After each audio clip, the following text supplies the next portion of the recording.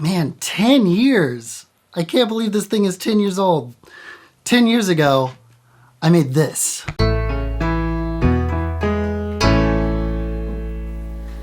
Guns ultimately save lives, and that is why we should continue to have the right to bear arms. Thank you.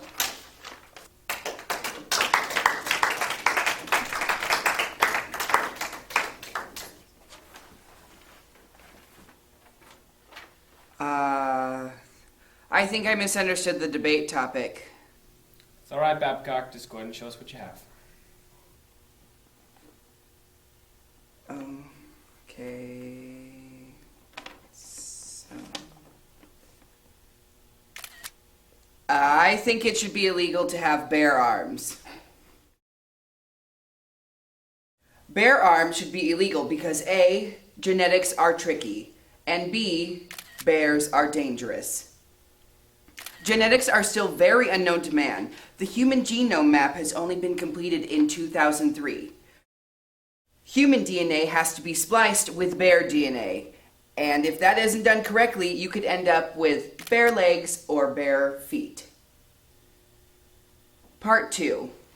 Bears are dangerous. There were only 27 known fatal bear attacks from 2000 to 2009. But there will be more if we have people running around with bears for arms. These people might even be attacked by their own bear arms if the genetics aren't done right.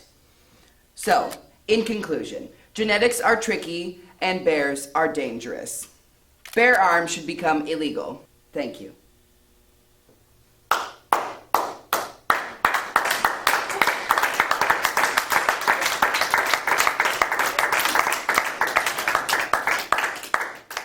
During one of my last semesters in college, I had this debate class, and I don't exactly remember why I took it. I think I just needed the credits. I mean, and I did learn some things. You know, it was very like traditional debate, like if you were to do speech and debate in grade school, which I didn't do, and it was really fun. During one of these early debate performance test things that we had, 2 people showed up having prepared to argue 2 totally different topics. I don't even remember. It wasn't what the short film ended up being exactly, but I was just like, well, what's another thing that like you could goof up that easily? And I just, you know, the right to bear arms, the Second Amendment can be kind of a touchy topic to some people.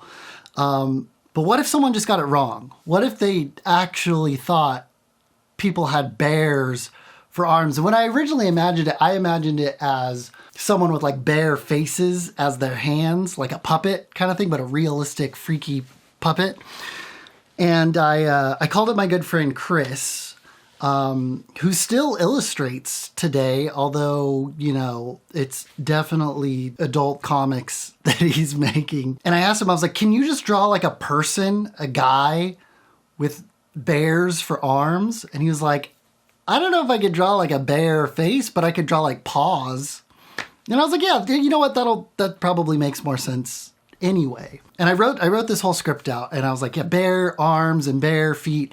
And really what I wanted to do is I wanted to follow the actual format for the debate. The debate was like, set up your idea up front, tease your 2 or 3 main reasons why you're right, go into detail about your 2 or 3 reasons of why you're right, and then conclude recapping your position and your reasons for support. Once Chris was able to like make those animations, I knew I could make this little short film, this skit. And being a video production major, I was really close with a handful of theater students. There were theater students that I was friends with and would go on to collaborate quite a bit more.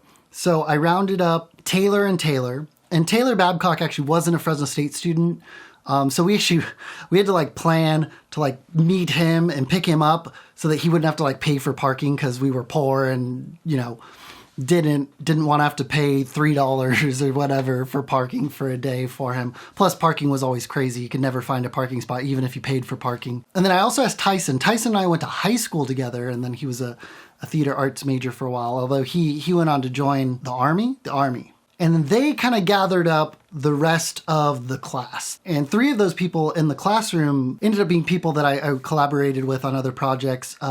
Kelsey Oliver, her and her brother, I've worked on different projects. Kia and Dylan, we've done other projects. And it was just a really cool collaborative effort. So I didn't own a lot of gear at the time. I had a camera and a microphone and a lens and a tripod. That was it. I didn't really have lighting.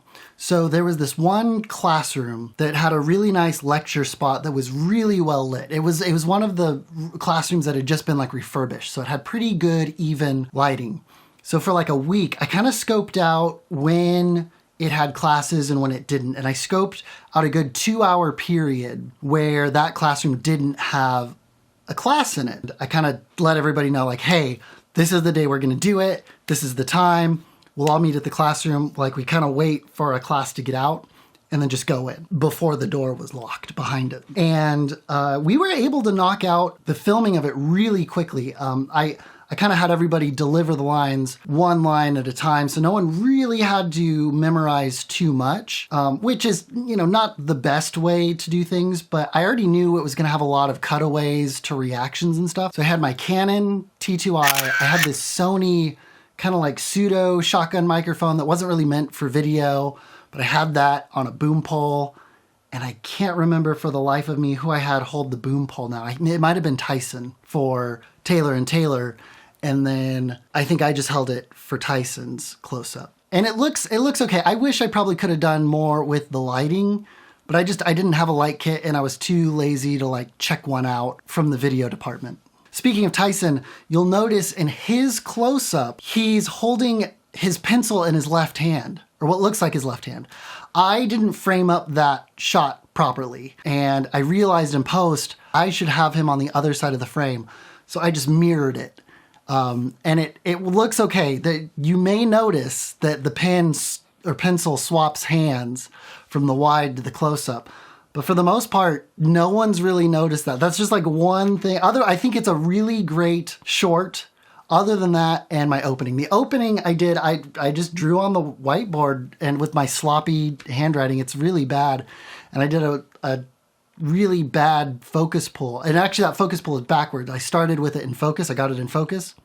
And then I rack focused out of focus and played the clip backwards to make it look like I nailed a focus rack, which I definitely do not do very well, especially now when autofocus is so good. And I think it turned out all right. Chris's graphics really is what tied it all together. Those were just overlays, new layers on the video. I probably should have added a little blur since it's not perfectly on the same plane as Taylor and Taylor who are talking. But it's okay. But I made it a little more opaque, turned down the opacity a little bit. And I'm still proud of this video. I posted it on my Instagram page, and a couple of people posted that they remember it from 10 years ago, which is like, I'm glad that, it could have that lasting effect. Donald Monroe, a local writer for the Fresno Bee at the time, now he's an independent writer. He wrote about it on the Fresno Bee Beehive blog. And it was one of my first videos on Vimeo to hit 100 views. And I was just like, whoa, 100 views. That's crazy. This was one of my first short films from college. And I think it holds up okay 10 years later. I didn't have a behind the scenes of it when I made it. So this is my retroactive 10-year later behind the scenes of Bare Arms. All right, I'll see you tomorrow. Peace.